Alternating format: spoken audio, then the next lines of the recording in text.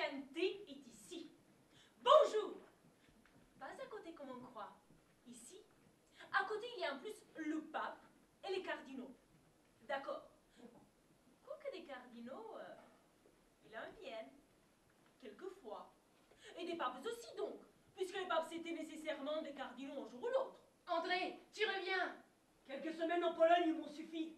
Ma famille est impossible, le climat odieux. Regarde la lumière de Rome. Nous sommes en janvier et le temps est plus clair qu'en juin là-bas. Je veux vivre ici. Et ton frère? C'est un fou frénétique. Lui, Nicolas, ancien membre de la nation allemande des étudiants de Pologne, si sage et si prudent. Les mathématiques italiennes lui ont tourné la tête. Dès son retour en Pologne, il a élu de mort dans les astres et ne veut plus redescendre. André, qu'est-ce que tu as au visage? Je ne sais pas. Je suis malade. Il y a de bons médecins dans ce pays. Ce qu'il y a, on n'a jamais de pape en activité. D'accord. À bord pour la grande table. Mais on a tout le reste. Les pèlerins, les voyageurs, les marchands, les militaires, toutes les sortes possibles d'ecclésiastiques, les valets, les chevaux, du pain, les 13 parties du monde, et quelque chose en plus d'à côté qui vaut bien en chrétienté, le Saint-Père et tout le collège. Entrez, il y a de la place au fond. Les femmes, clients, les femmes emboutantes et dodues, sans qui la création était si pâle, qu'il a fallu casser un bout d'homme pour s'en procurer une. Après quoi, on en a eu des quantités parce que les femmes, comme les rats, on en voit la moindre. Il en arrive bientôt des confréries. Entrez, je vous attends au fond. Des femmes, à côté, ils en ont peu. Et d'une certaine façon, de moins en moins. Depuis la mort du pape Alexandre, les femmes sont mal vues à Saint-Pierre. Le nouveau et le raide, il croit ce qu'il dit. Donc, il y a de l'avenir dans l'hôtellerie. Mesdemoiselles, la position de notre établissement au sommet de la chrétienté se renforce. Je n'ai pas dit les filles, on n'est pas au lupanar. Les femmes, tout simplement, la moitié de la vie. La nuit, elles dorment, mes belles, mais le jour, elles vous parlent, elles vous servent, elles vous frôlent. Et le goût des plats est meilleur. Le goût des plats ici est meilleur qu'au Vatican. Que le Seigneur t'entende. Il m'entend, nous avons des conversations mystérieuses. Celui-ci, par exemple, savez-vous d'où il vient? Oh, la cantonade, interrompez. On peut écouter. Celui-ci vient de loin, des Indes. Le croyez-vous? Chez moi, il a navigué 70 jours sur l'océan. Voyageur, qu'avons-nous trouvé là-bas? Est-ce l'Inde ou non? Non, ce sont des terres nouvelles, inconnues. C'est très vaste. Tu es jeune. Mon père a fait partie d'une des premières expéditions. Il est revenu quand j'avais 15 ans. Il m'a tout raconté. Après, j'ai voulu m'inscrire. On y trouve des gens? Beaucoup. Ah, on doit leur faire la guerre. Oui. J'étais soldat et puis je ne veux plus. Maintenant, je suis prêtre. De quel aspect? Noir? Non, blanc. Seulement tanné au soleil. Ils vivent nus. Nu, tout nu? Oui. Les femmes aussi? Oui. C'est l'Éden! Saint-Père,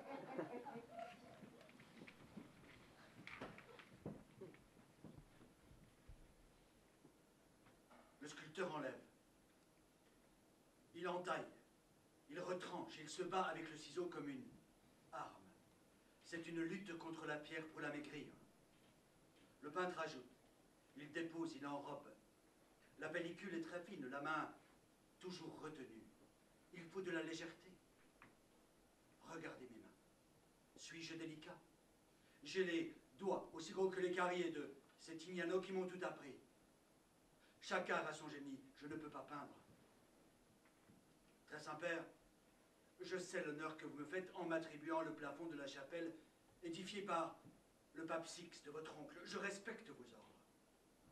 Mais je respecte aussi les murs de ce palais et les arts créés par Dieu. Ce que vous me commandez, je ne peux pas le faire. Je ne sais pas le faire. Je ne le ferai pas. Michel-Ange Buonarroti, je suis content de te voir. Je sais que tu as réalisé à Bologne un superbe et gigantesque bronze qui me représente debout, puissante et impérieux. Qu'as-tu dit lorsque je te l'ai ordonné? Le coulage est un art où l'on rajoute pour tailler le marbre, on retranche, je ne peux pas, je ne sais pas. Maintenant le bronze est fait, il toise 10 pieds et il est bon. La coulée est malvenue. Il a fallu recommencer. Mais il est là, il tient debout et les Bolonais se pissent au brin parce que je les regarde de haut. Je veux le plafond de la Sixtine, entends-tu? Rien d'autre. Commandez-le à Raphaël. Ne me coupe pas quand je parle. Raphaël est assez pris avec mes chambres. Et puis ce n'est pas un peintre qu'il me faut au Vatican, mais 10, 20 les meilleurs, les plus admirés. Enlève, retranche de ta caboche de Florentin, buter les statues de marbre auxquelles tu penses pour mon tombeau que je t'ai commandé l'année dernière. Je ne veux plus de tombeau. Je suis trop jeune, voilà. J'ai 65 ans. Mes héritiers penseront à ma sépulture. Il n'y a pas la place, c'est trop grand, donc Bramante me casse la vieille Saint-Pierre et on en refait une immense. Le tombeau est prématuré. J'exige ce plafond, avec les 12 apôtres. Ce sera la plus grande fresque jamais peinte. Tu peux faire ça, tu as une disposition singulière pour les normes. Je le sais, et de bons artistes me l'ont dit. Qui? De mes amis très chers et qui ont du jugement. Tu as produit une immense bataille pour un mur de la seigneurie à Florence. Mais c'est un dessin, rien n'est peint. C'est un carton pour une fresque, tu avais donc accepté de la peindre. Refuses-tu au pape ce que tu consens à ta patrie? C'est une injure. Prends garde, petit. Ne me parle plus jamais comme maintenant. Ne dis plus devant le Saint-Pontife, je ne le ferai pas quand le Saint-Pontife a dit, tu le feras. Au moins tant que le Saint-Pontife fait montre de cette sorte de complexion dont le Seigneur m'a pourvu. Va, j'attends de te voir au travail très bientôt.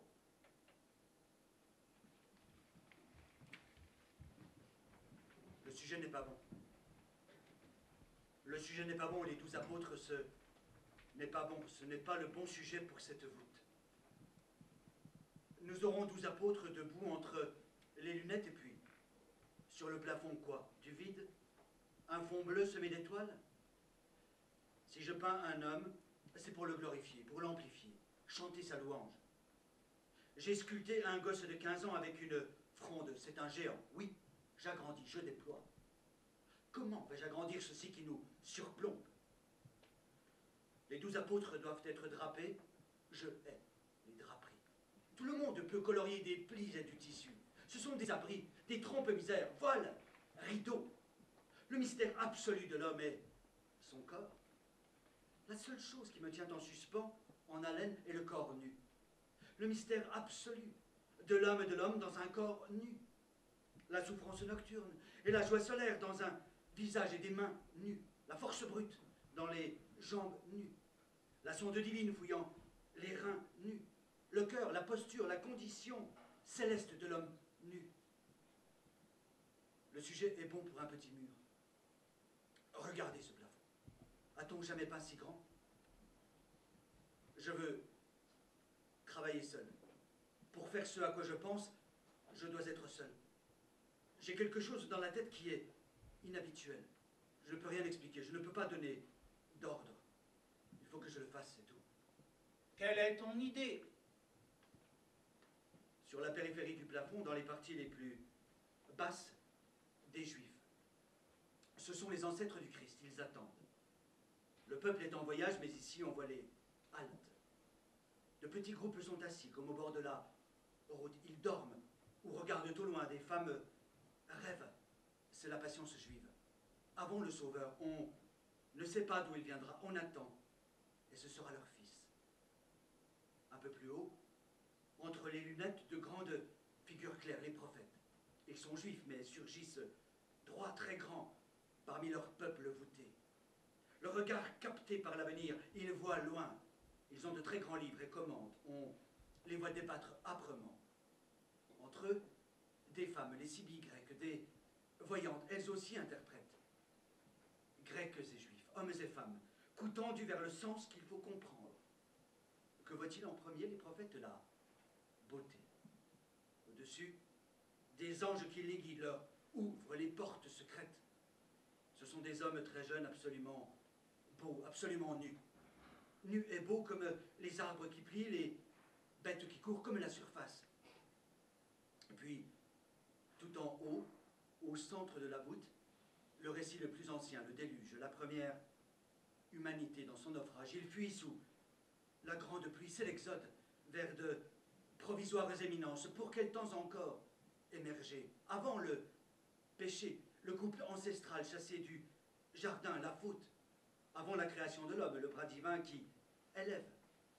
Avant la séparation de la terre et des eaux, la fissure dans le chaos, la division de la nuit avec la lumière. Et avant le décret absolu et brutal de Dieu qui décide le monde, le mystère principal, le sens infini. Là, au bout de la voûte dessus l'autel, ce qui fait attendre les Juifs en voyage, ce qu'aperçoivent les prophètes, ce que disent la beauté des anges et le monde nu, la création, le premier geste. Tu peux peindre ton sujet, Buonarroti. Saint-Père, je vais congédier mes aides et mon ami, François Granacci, qui sont venus de Florence. Je ne veux plus personne. Je prendrai un gamin pour broyer les couleurs. Va. Extravagant, imprévisible. C'est un immense artiste. La famille Médicis le connaît bien. Il fut pendant 2 ans l'hôte de mon père. Il vivait au palais, mangeait à notre table. Nous avons exactement le même âge. Mon cousin Giulio aussi était là. Florence était une ville superbe.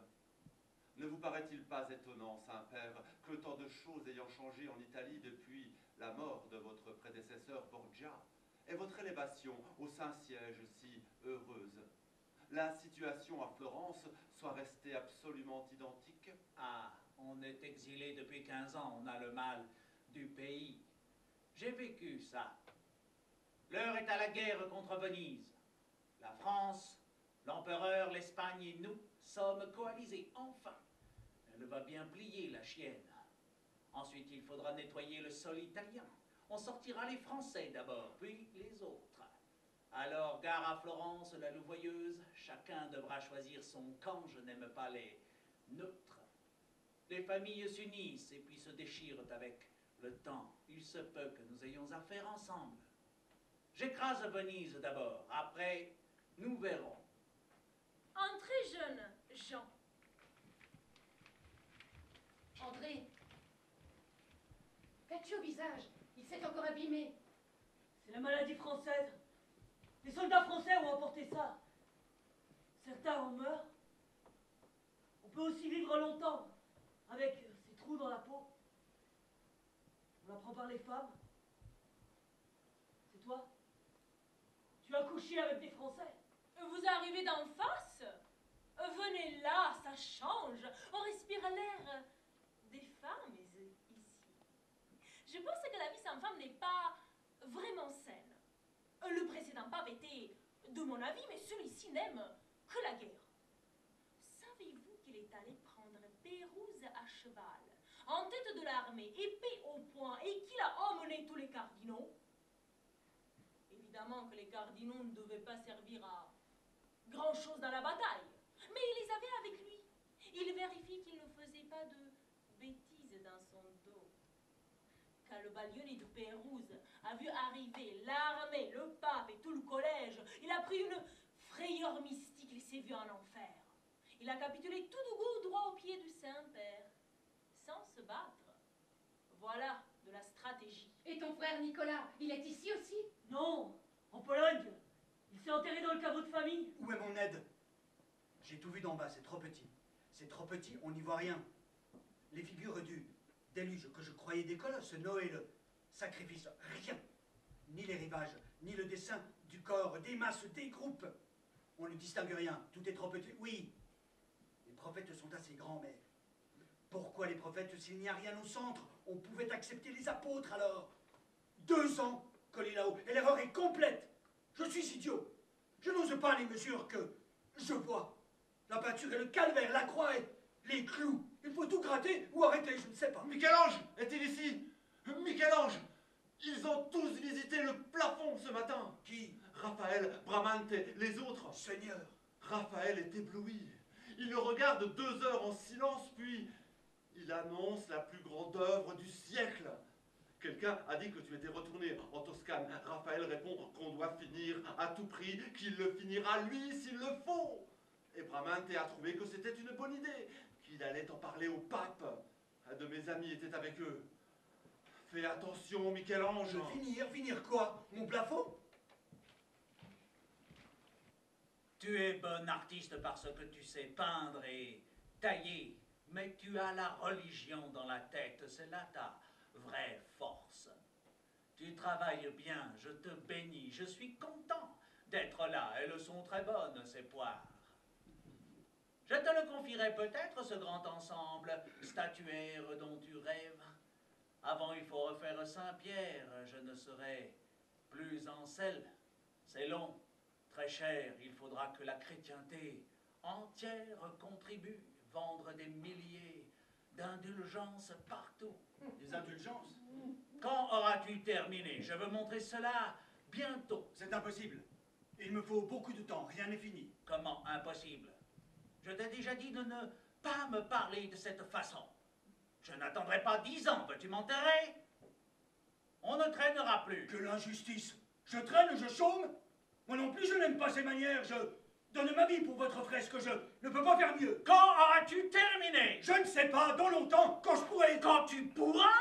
Suis-je le pape quand tu pourras? Médiocre! Attention, vous allez tomber! Non, je ne vais pas tomber, je te jetterai à bas de ton échelle. Où vas-tu, Buonarroti? Reviens ici!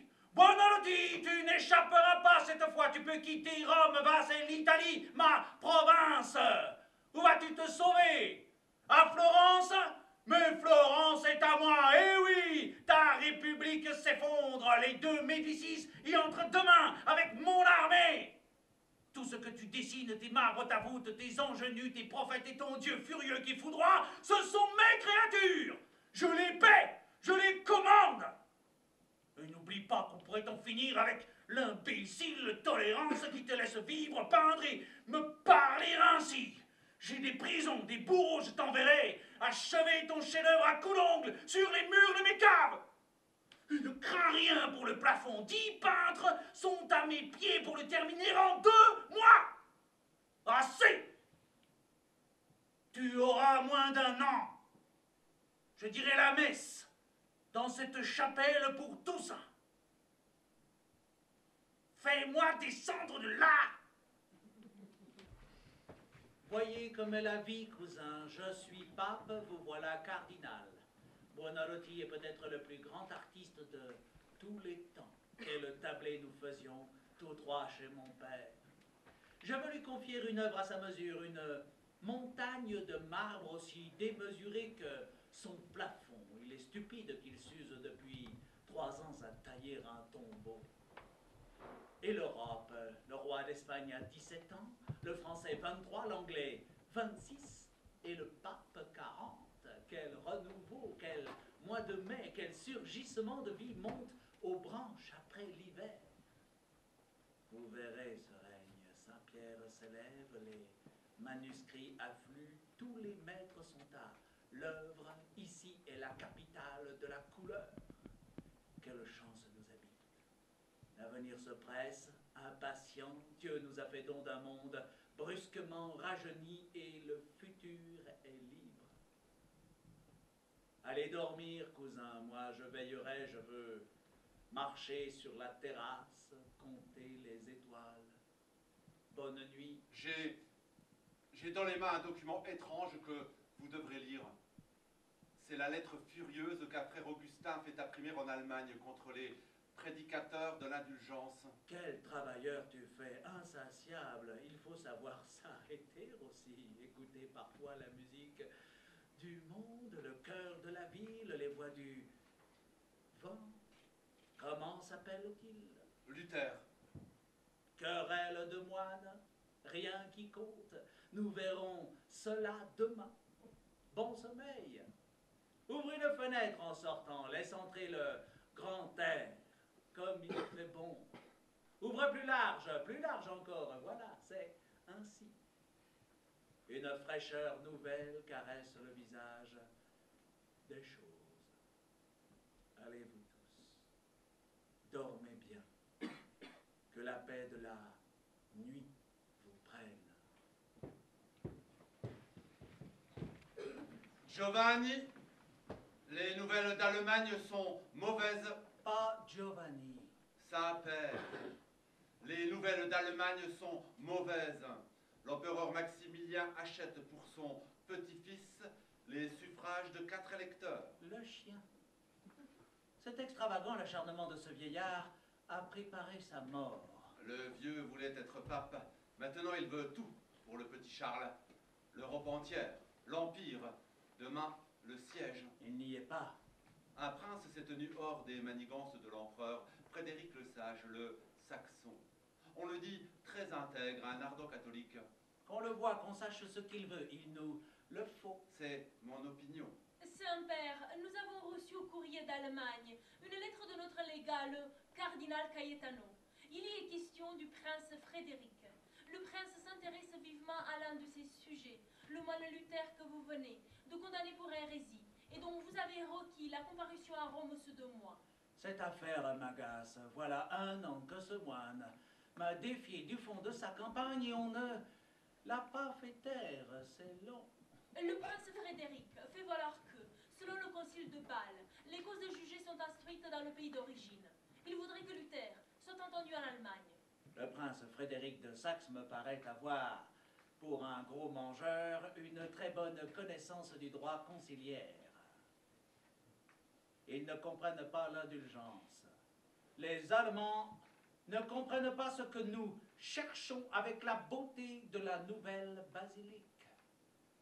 L'art est à l'honneur de l'Église, ils ne voient que la richesse.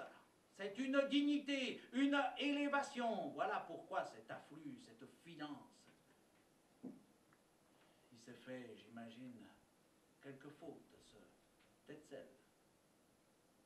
On ne va pas tout annuler. Luther sera jugé en Allemagne. Écrivez à Cayetano de l'entendre. Que l'Allemand rétracte et je montrerai de la clémence. Je ne suis pas une bête brute, je veux le prince Frédéric. Cayetano sera compréhensif. Cette affaire traîne, il faut finir. Mais le moine doit rétracter, cela va de soi.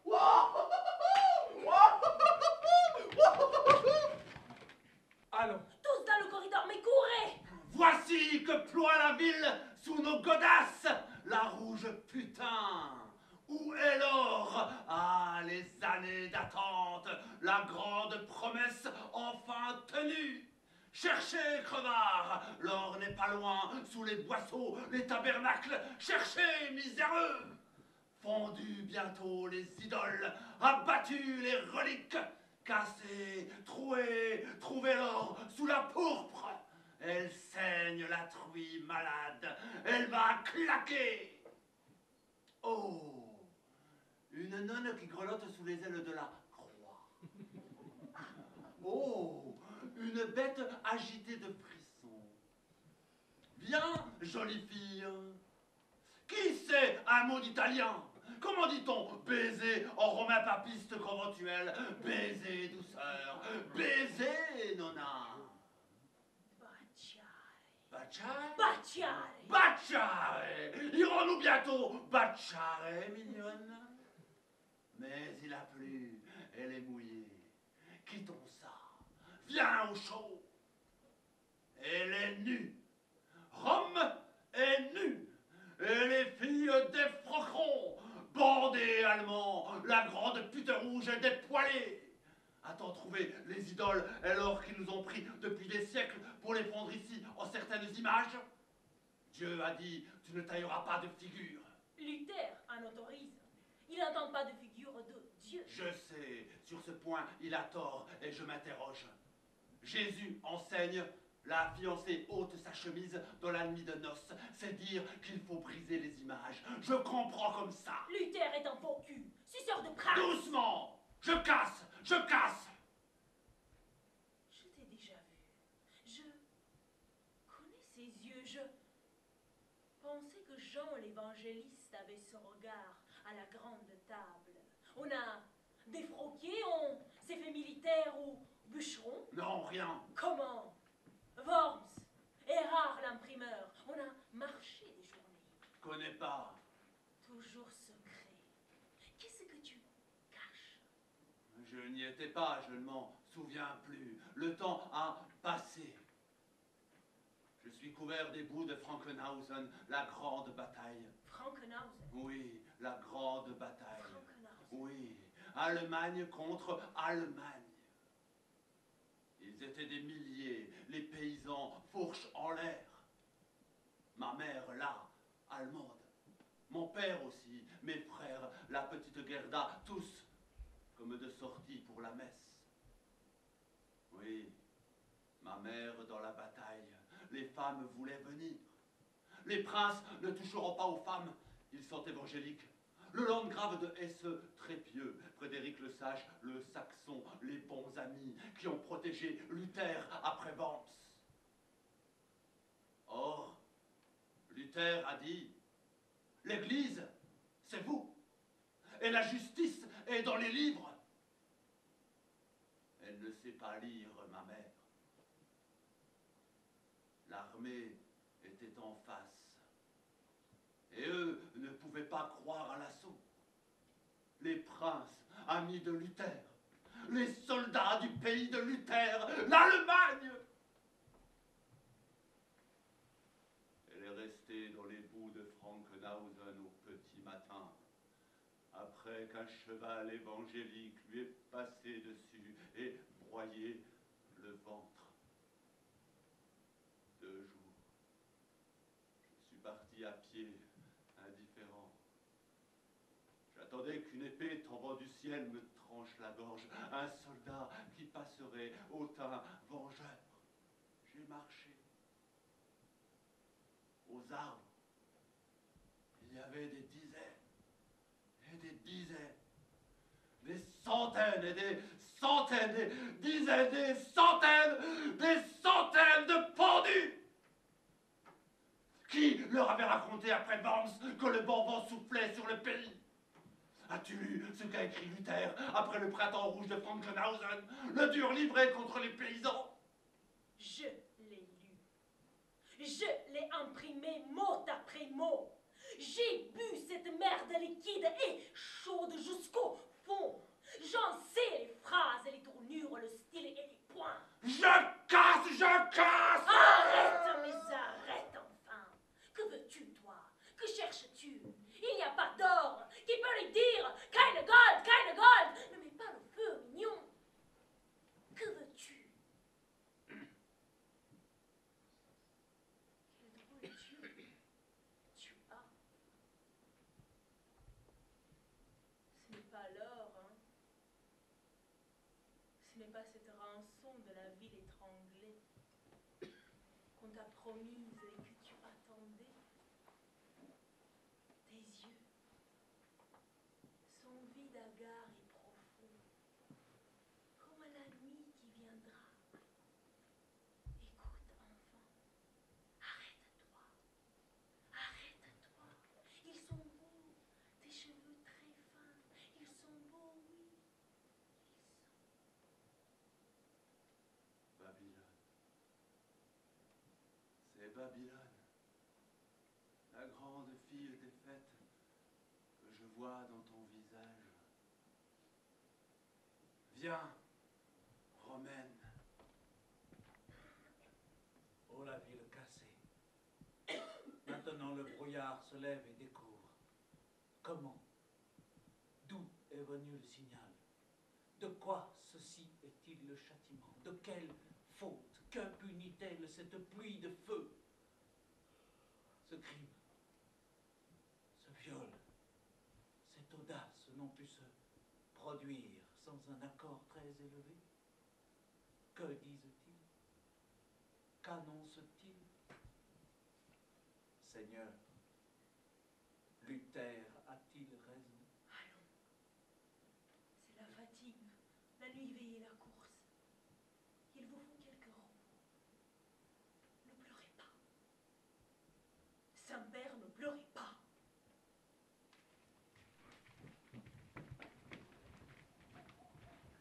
Où aura lieu notre causerie? Bien claire, bien clémente cette journée d'hiver. Sa sainteté voulait respirer. Nous avons pensé ici, dans les jardins. Le froid pince, c'est bien. On m'a raconté que l'empereur Auguste était donné pour mort, savez-vous, en ces temps où Virgile écrivait son Énéide. Quand un de ses médecins eut l'idée de le tremper dans l'eau froide, eh bien il revint à lui et reprit du pouvoir. Pour 20 ans, le froid est sain. Pensez-y, mon juif, quand rien n'ira plus. Mais ne demandez pas l'opinion du collège, eux me tremperaient plutôt dans la bouilloire. Saint-Père. Avant cette lecture étonnante, paraît-il, c'est donc ici, dans les jardins rafraîchis du Vatican et doucement ensoleillée éminence, que nous recevrons le compagnon de notre jeunesse, le divin Michel-Ange Buonarroti. Qu'on le fasse entrer. Buonarroti, on m'a dit que tu t'es caché dans un clocher quelque temps. Te portait-on à manger au moins?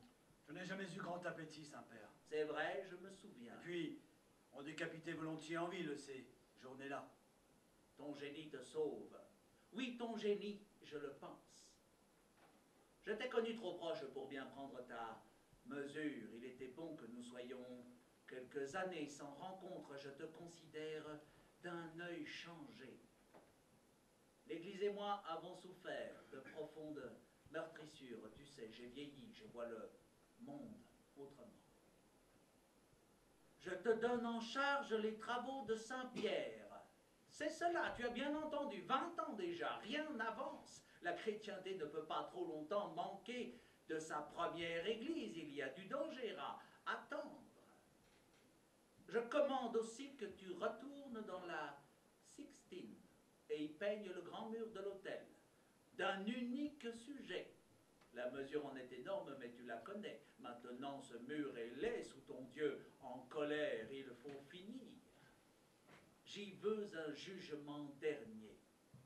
Quand s'ouvriront les tombeaux devant Christ qui relèvera les justes, maudira les traîtres, et que nous répondrons sous une très sainte lumière de ce que nous avons fait, de ce que nous avons dit, de ce qu'était le monde quand il nous fut confié et quand nous l'aurons rendu.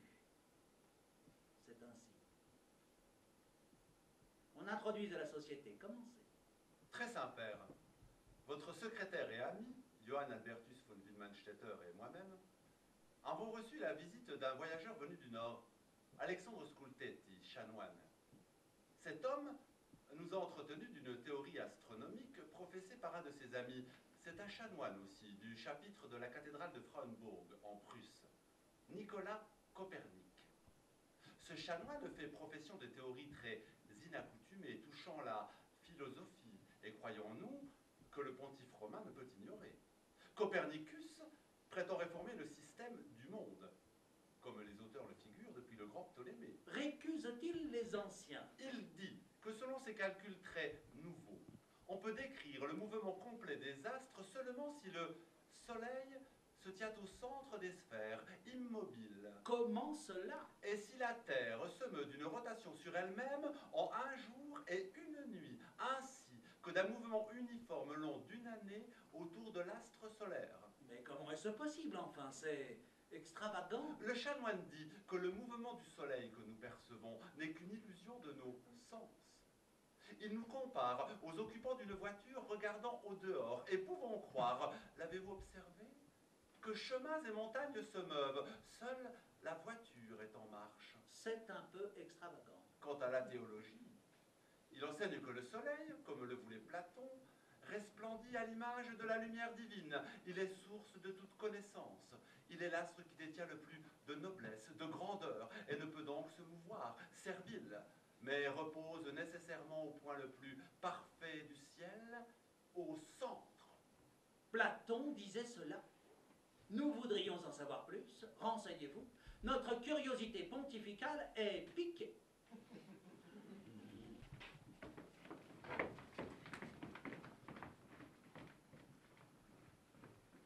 Quelle est cette brûlure sans remède que Dieu a placée au fond de notre âme? Le désir amer et intarissable, plus dur et mordant que la faim. Pourquoi ne puis-je regarder ton visage sans être terrassé par une violence qui m'apaise à la fois comme toute défaite et plonge au fond du sang des secousses désespérées? Tout me bouleverse, comprends-tu, la courbe longue des mains, le rond des jambes, la chaleur du ventre comme une femme, la bêtise large et brutale de ton cou. Pourquoi suis-je perdu dedans tes yeux, ô mon naufrage? Pourquoi je pleure? Quelle est cette tempête obscure? Que veut Dieu avec cela? Comment va la fresque? Je suis fatigué. C'est plus grand que le plafond. Au plafond, il y a 20 fresques là. Une seule, toute la surface. Unie, rassemblée dans une image, dans un moment du récit de l'aventure du monde, suspendue dans un instant d'attente du jugement qui va venir. C'est plus vaste. Et j'ai 30 ans de surcharge. Il faut un pinceau de colosse. Au plafond, le tout début, la genèse. Et sur le mur, la fin. À toutes les heures, je ressasse une seule question. Quelle est la forme du corps des ressuscités? Le corps spirituel, le corps angélique, non. Le corps déchu qu'aujourd'hui nous portons, ma souffrance, ma vieillesse, non. Le corps relevé, l'autre. Le corps en Dieu, le corps en Christ. La nouvelle nudité, le corps du Christ, l'homme refait. Est-ce là ce que le désir cherche, le corps impossible? Est-ce là ce que j'aperçois derrière ton visage, dans ton sourire quand je pleure? Le visage absolu, ressuscité d'après la mort. La forme abstraite plus que vive, que révèle la beauté et qui nous brûle, nous déchire, nous enflamme, comme le soleil qui se consume là-haut. On vient. Qui est-ce? Je ne veux personne, je l'ai dit. Monseigneur, le Saint-Père m'a autorisé à ne recevoir aucune visite. Et il m'a autorisé celle-ci, afin que l'on connaisse l'état des travaux. Bien, je vois. Cette décoration convient à merveille à un bordel ou une salle de bain. C'est pire que pour le plafond. Au moins, pour le plafond, on n'est pas obligé de lever la tête, tandis que là, la Vierge nue, le Christ nu, les saints et les parties derrière l'autel de la chapelle du conclave. Tu deviens plus fou, licencieux et honté, c'est l'âge. Le Saint-Père ne peut t'imaginer. Allons, tu peux poser le pinceau. Le voilà, le visage haineux du premier serpent. Je suis fatigué. Mon Dieu, je tiens à peine.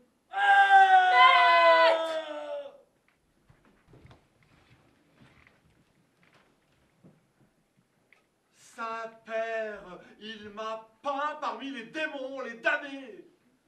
Il m'a représenté sur la barque du convoyeur de l'enfer. On me reconnaît, mon visage est visible. Je suis enroulé dans un serpent. J'ai l'air hâve, furieux, maudit. Et je suis nu. On me l'a dit, Rome en parle. Ne me laissez pas dans ce ridicule, Saint-Père. Ordonnez-lui de m'ôter de là. Je ne peux pas grand-chose, tu sais. S'il t'avait mis au purgatoire encore, j'aurais pu intercéder. Mais je n'ai aucune influence en enfer. Là, il n'est point de salut. Seigneur, nous voici devant ton jugement sévère. Seigneur, pardonne-nous nos péchés.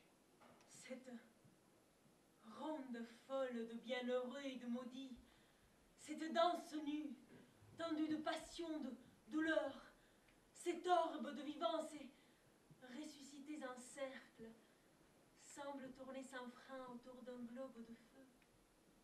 Quelle est-elle cette flamme, au centre derrière le Christ? La source des lumières, l'astre qui brûle, la boule ardente, la torche, le grand soleil.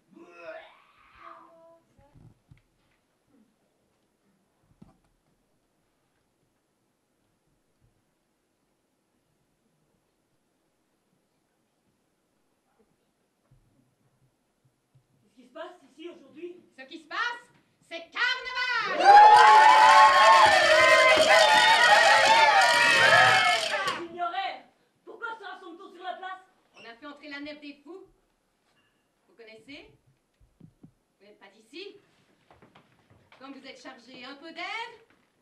Les sacs, je ne pourrais pas, mais le paquet là que vous tenez, Non, merci. Je le garde. Merci bien. c'est le vaisseau des délires. Cette année, le sieur Knappus, organisateur des Bartelbing, a eu l'idée de consacrer toutes les figures de la nef aux aberrations papistes. Vous n'êtes pas un papiste, au moins. Ici, on est évangélique, accroché. Pas du tout. Je viens de Wittenberg. De Wittenberg, la gloire. De Wittenberg? Oui, j'y retourne. Je vis là-bas. Je travaille. Est-ce que vous avez croisé Luther, peut-être? Je lui parle. Je le connais. J'ai dîné à sa table. C'est extraordinaire, écoutez-moi, c'est un ami de Luther. Comment est sa table? Un cousin de Luther vient d'arriver. Vous avez entendu ça? Le fils de Luther est à Elbing. Le fils de Luther est là. Luther est ici. Mais non, son fils, on vous dit, soyez sérieux. On va aller voir les figures monter sur le navire. Ah, le pape barbu, rougeau, avec ses femmes. Et les évêques enrubanés, Grosdor, Bichou. On attend une belle surprise pour la fin. Ah, le vendeur d'indulgence, sa robe en est cousue, c'est drôle. Hé, c'est Bregner, le boulanger. Voilà le village de Hirschfeld. Ils ont fait la messe. Elle est grosse, bouffie, mais a toujours soif. Elle court après le curé pour avoir du vin, il est le seul en boire.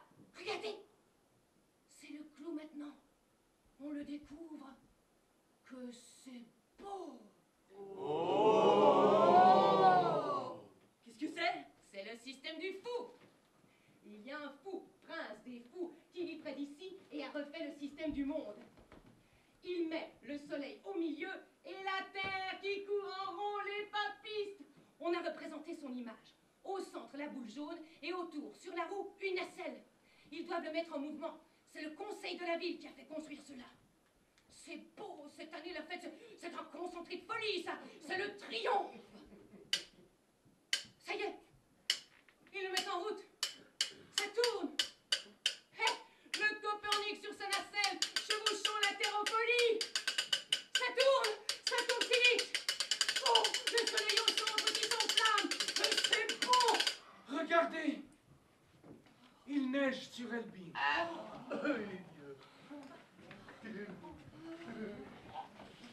Comme c'est beau, Seigneur, cette année. Quelle nef. Ils ont fait quoi?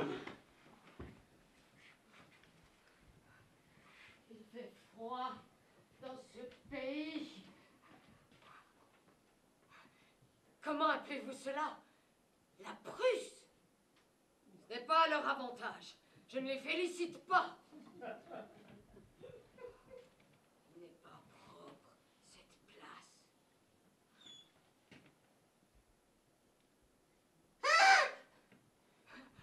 Il y avait une fête, peut-être. Mais on n'a rien nettoyé. Ce ne sont pas des façons. Où est la nef? Que j'y embarque. Il y a un convoi de fous. Je viens. Je suis la plus folle. Ah, la voilà.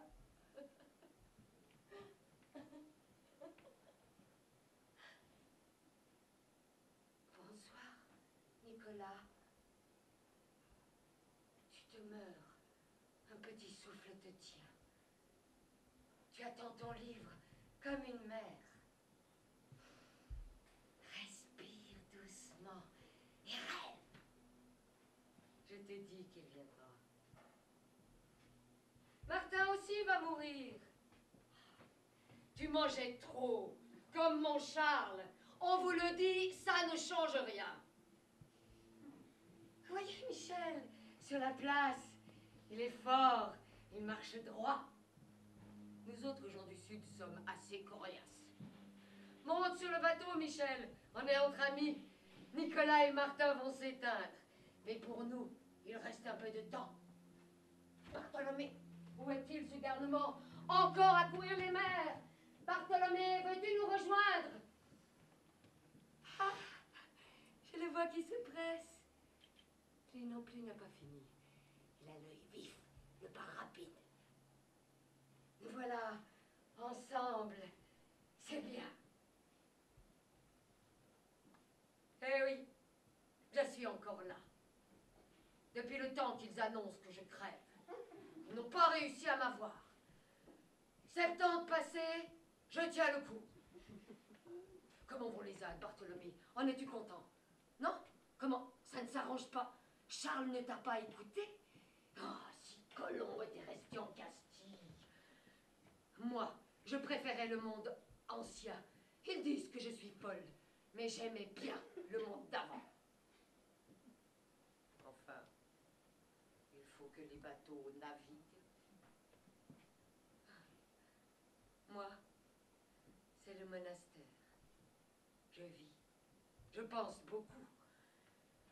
La vie est sèche, douce et creuse. Je l'aime bien. Et j'attends.